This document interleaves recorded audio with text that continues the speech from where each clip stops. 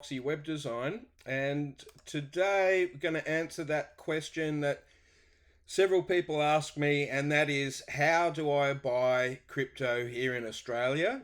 And also, how do I cash out and get my money back from crypto here in Australia? So, the service I've been using for years now is Independent Reserve. I find them really highly trustworthy. Support is good. Never any reason to worry.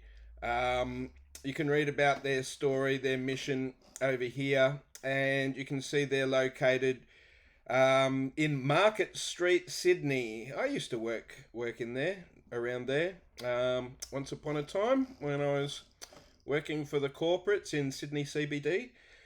So it's a busy part of town. Anyway, so let's just dive straight in. I've already logged in. With these accounts, I do use two-factor authentication. That means I log in with a username and a password, and additionally, a code that's generated on my Google Authenticator on my mobile device. Another form of two-factor could be them sending you a code on SMS or sending you a code via email that you need to enter, thereby authenticating a second time after the password that it is in fact you. Now, the first thing you should probably be aware of is the account section, because you can't buy crypto unless you've topped up your account with some money. And as you can see, I've topped up my account with some money here. There's just over $1,000 in there. I put in these weird figures instead of clean numbers like 1,000. I put in weird figures like that just for when it comes time to do the bookkeeping. I've got a unique number, more unique than 1,000. That's generally easy to find if I'm trying to search for something when I'm bookkeeping, when I'm reconciling accounts and things like that. So to put the money in there, I simply press deposit. I'm not going to press this, but I'm just going to explain. If I press deposit now, you'll see a couple of ways to pay them with your Pay ID or OSCO, which is apparently the fast way to do it. I've recently registered in my bank for Pay ID, so I can get my money in here faster. But this time I deposited it using their BPay. So, and just be very aware that every account, like my account, has its own individual reference number so they can identify you. So you've got to put that in when you deposit the money, that reference number on the statement, or else they're not going to know it's you, where that money's come from. So that's very important. All right, so if we go to the home, let's just go to the home, and we can have a look at the markets. Oops, that's not the. Let's just. Oh, we can see the markets here actually, and you can show more. So today, Bitcoin's up 1%, Ethereum's up almost 2%. This is in the last 24 hours. Links still hovering around 32. So it's all very, very, very good. Crypto's pumping at the moment. Of course, this video today is beginning of February in 2021. So let's just go back in. I'm already logged in, so I can, until I close this browser window or stay inactive for a little while, this will remain open. And here we can buy and sell over here.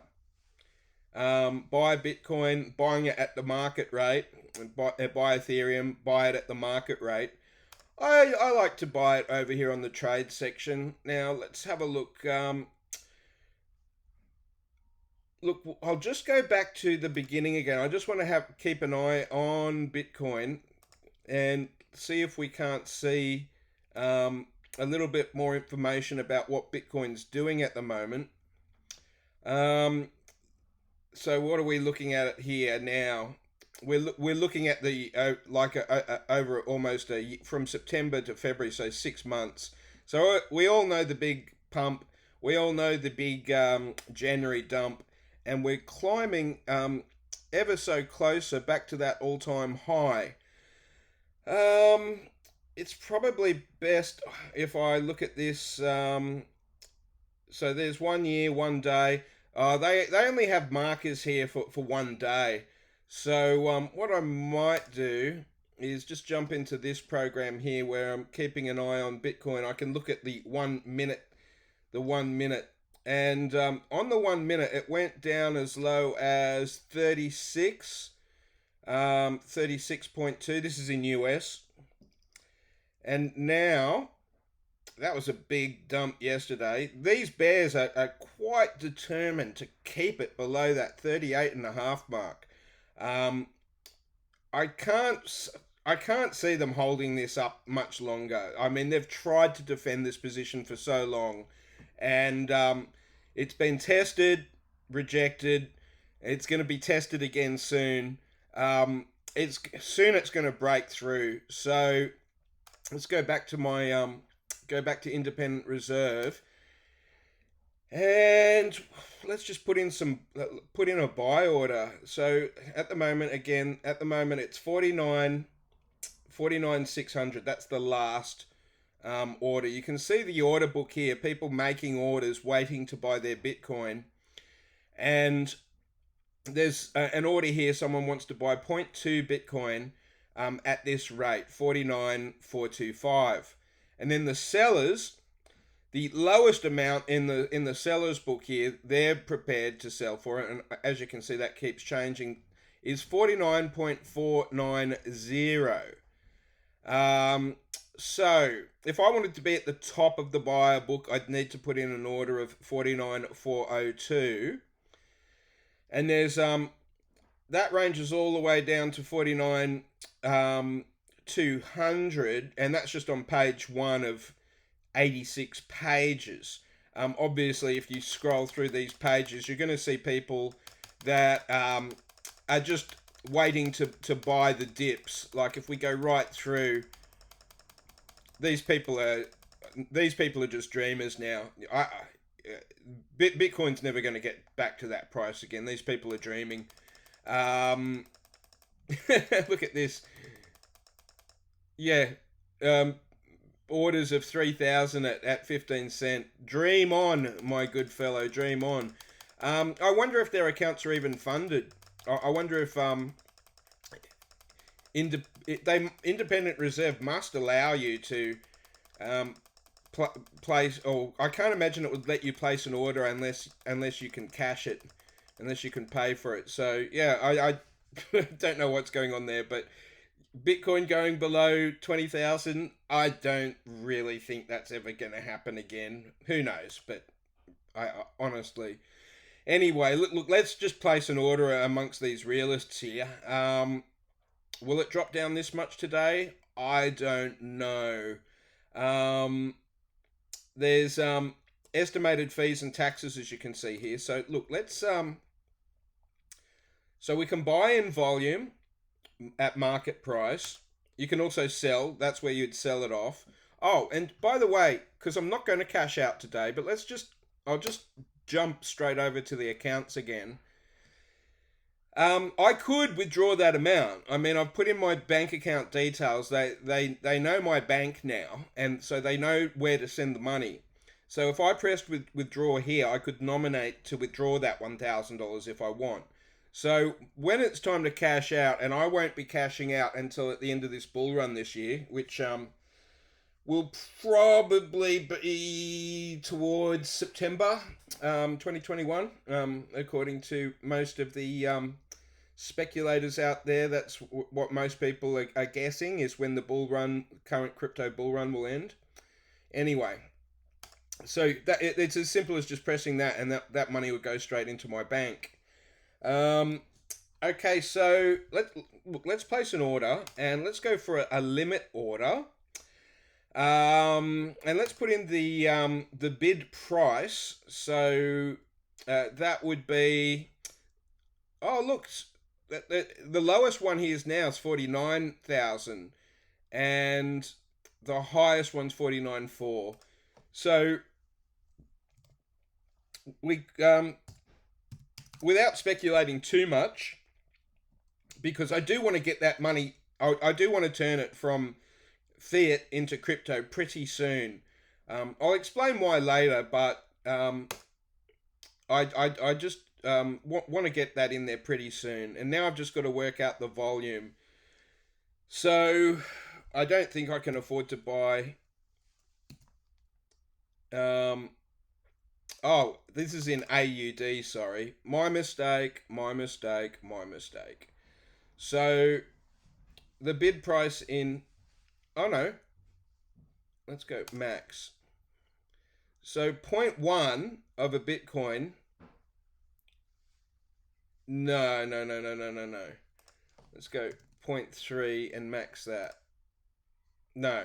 Okay, let's work around the other way. Sorry, I haven't used this for a while. My apologies. But look, it's pretty easy to use. So, okay, so I've got $1,002 to spend. So we'll just put in 1,002.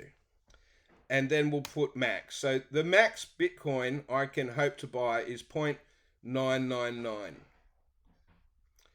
And no, this just a sec. Let's go into advanced options. I need to. No, I don't want to stop price. All right, I'll just pause this video. I haven't used this for a while, so look, I'll just refresh my brain and do this the proper way. My apologies. Just bear with me. All right, apologies there. I got my head around it now. So yeah, so the bid price, that's the amount in AU that you're willing to pay for a Bitcoin.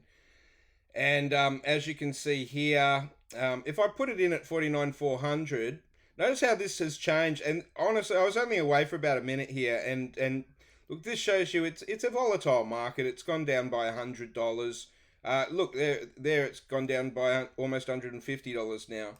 So that was good that I was prepared to wait. And look, the trend at the moment is it's going down. So let's go in with 49250 and then press max, which would give me 0.02 Bitcoin approximately. And then you can see here that the value of that would be 997. That includes the fees, which is roughly Aussie $5 worth of fees. And then when I'm ready, I can press preview buy order. And then you can see here, and then place the buy order. And you can see there's my buy order there highlighted. So I'm going to pause the video now and then show you the next step of this journey.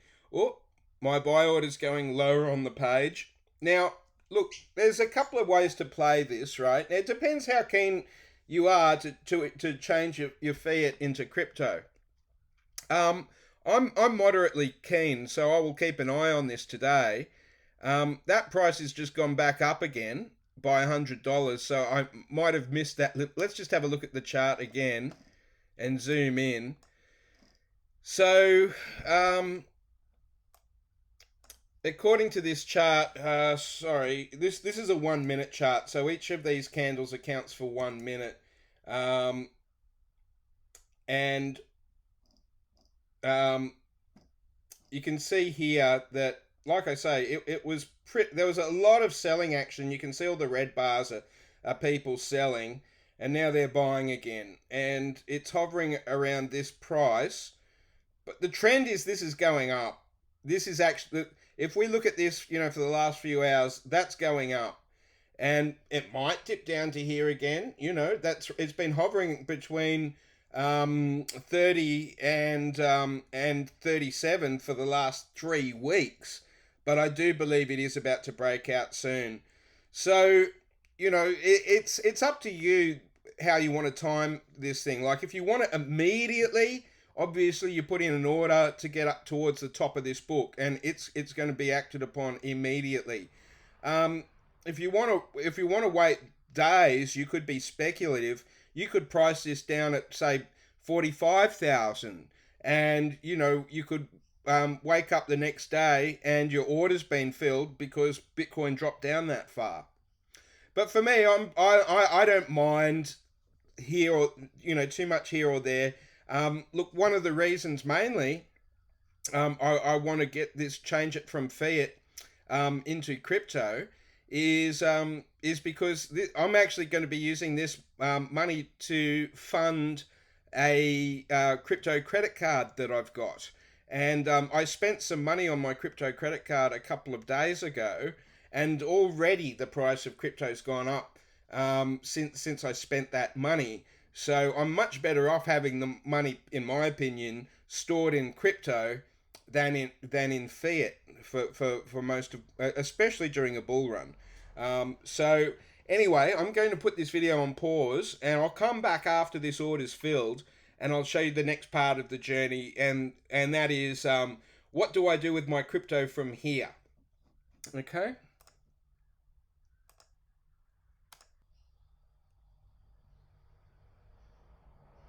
Okay, so back on, and the limit buy has been processed, and let's see, there it is. It's a filled order, and so I should now have 0.02 Bitcoin in my account. That says open orders. It should be actually closed. No, open limit buy at 49250, 49244. Oh, I see. Here we go. No, it's still open. It looks like. Let me just check that. Let's just go to accounts and see what I've got. Have I got? No. Yeah, it's been filled. It's been filled. So there we go. I've got my Bitcoin. I just want to go back to here for a sec. Just it's weird how that's still under open or when I refresh the page, it's not there. So it's now going to be under closed order. And there it is. It's been filled. All right. So the lowest they're selling it for now is 49260. So yeah, it could go up or down. That's what Bitcoin does. It goes up or down. All right. So now I've got Bitcoin in my account, and I want to send it somewhere. I want to withdraw it. Actually, one of the reasons why I bought Bitcoin today and not Ethereum, even though Ethereum's got the potential to go up even more than Bitcoin soon, it's because I didn't want this money necessarily to invest. This I just want to add to one of my debit cards so I can spend it. But the transaction fees for sending Ethereum at the moment are higher than Bitcoin. So it's actually cheaper for me to send my Bitcoin to one of my different wallets than it is on Ethereum. Okay, so we can so here we go. So I can withdraw all of that. I can withdraw the maximum amount of Bitcoin, and then I need a destination address. And this is which is great about Bitcoin and Ethereum and all these things, is that you control your own wallets. And look, because this is an intro video, I might as well explain the difference between a soft wallet and in crypto. Let's go in and have a look. You can look this up yourself on search engine of choice. So that's a hardware wallet, and Coinbase, that's a software or an online wallet. So MetaMask is an example, and here's my MetaMask, which is a browser-based wallet. That's a soft wallet. That's a software-based wallet, and that's where I can store Ethereum and other Ethereum-based altcoins. But I also own a Trezor, and it looks, if you're going to buy a Trezor, you're probably better off buying it directly from Trezor, the company that makes the Trezor. But these are called hardware wallets, and you can also store your crypto on these. Each one boasts different coins that it'll handle. Obviously, they all handle the biggies like Bitcoin and Ethereum and stuff like that. But when you've got one of these wallets, you actually need to plug it into your computer. You fill out a password on that from that device that's randomized each and every time you use it. I won't get into explaining how to use it, but this is where those addresses are inside. Whether it's a cold wallet or a hardware wallet, that's where you get that address from. Okay. I actually want to send this, as I explained, to my credit card. which is a crypto.com credit card. So I actually need to get the wallet address from there. And this is where it gets a little bit trickier because my credit card's actually on a mobile phone app. So I'll just get that ready in the background. Again, I'll just put this video on pause while I work out my destination address for my Bitcoin. All right, now this is where I've used my I've got an account called pCloud, which is what I use to transfer files between my Android phone and my Mac computer. And the reason why I use pCloud, you could use Dropbox or any other number of cloud file storage things. But the reason is because the transfer of files between Android and Mac is one of the most pathetic pieces of crap in the history of technology. I guess it's because Google and Apple hate each other, and so they make it almost impossible to share files between those devices. And this is why third-party systems like pCloud are very useful. So what I've actually done is I just copied my BTC address from the app that I use, which is called crypto.com, and I have I've made a folder. Let's just have a look. Rename. I'll rename it just simply so I can get in there and copy that address. And it's pretty pathetic, actually, Android, that you make it so hard to send stuff between Android and Apple. But look, that's a gripe for another day. There's my solution. I simply copied the address. I created a new document folder here, which is easier than trying to create a text document in Android and saving that. And now I've got my Bitcoin address, so I can just paste that in there. Now, I know it doesn't seem very intuitive, but that's simply because I'm trying to send Bitcoin from a computer website address, and I'm trying to send that through to an app that I've got on my Android phone. And the only stumbling block really in that whole process is the technology factor of Android and Mac, which makes me feel like I'm living in the 20th century. But once again, that's all got to do with Google and Apple and just how ferocious they are towards consumers that dare step outside of their platform. You know, they're going to put all sorts of barriers in the way. Anyway, look, I'm going to double check that Bitcoin address. And by the way, there's no danger here for someone knowing my Bitcoin address. I've got KYC, which means that everyone already knows who I am. They've seen my license and my password and everything. This is not an anonymous form of finance like whatever anyone tells you on the news media. There are privacy coins out there, but Bitcoin is not one of them. Nor is it dangerous to show anyone your Bitcoin address. Now, what I'm doing now is I'm just logging into that crypto.com program one more time, because I'm just going to visually confirm that address is actually correct. So you can't see it, but right now I'm on my this is actually easier too. If I was just sending this to another program online or to my Trezor, I could just copy and paste it here directly on the Mac. And this is why I was reluctant to get crypto on a mobile phone because of this basically. But the advantages of having it on my mobile phone outweigh the disadvantages, and that is I can just now go in with a Visa card or spend my Visa card anywhere I want and use my crypto.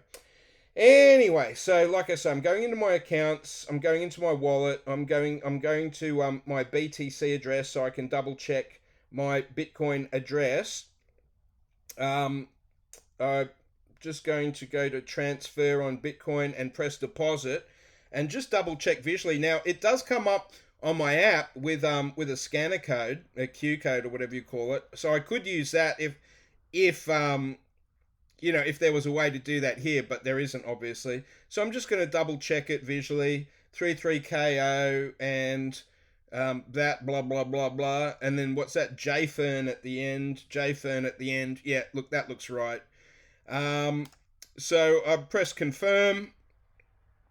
I'm just gonna triple check it. Yep, that's and it is Bitcoin. Make sure it's the right cryptocurrency. If you send it to the wrong address or even the wrong crypto address, it's pretty much almost gone. Depending, like I sent it to the wrong address on Nexo, by the way, and Nexo are recovering it for me. Nexo are really unbelievable. Their support.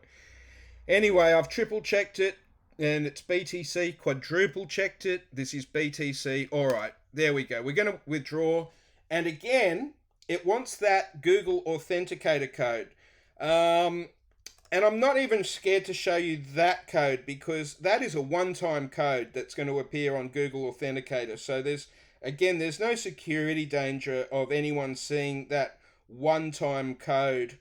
So I'm just on my mobile phone, and I'm looking on my mobile phone for on Google Authenticator, looking for the independent reserve code there, which is 438501 to confirm that. And now so this is triple authentication. Now it wants an email code. So I'm just going to have to sit back and wait for that email to arrive. That'll probably take about a minute, and then put in that final confirmation to withdraw that Bitcoin to a different address. So while we're waiting for that email to arrive, I'll just explain. I've got another video about crypto.com and why I'm sending this money to an app. Let me explain. So on crypto.com, this is where the balance for my Visa card lives, and I'm lucky enough to have one of these, and so this gives me 3% rewards on spending. There are a few limitations, like it doesn't include computer software, doesn't include utilities like gas, electricity, water, etc., etc. But it does include a lot of things. So you can see the list down in the fine print of what it doesn't include for the cash back.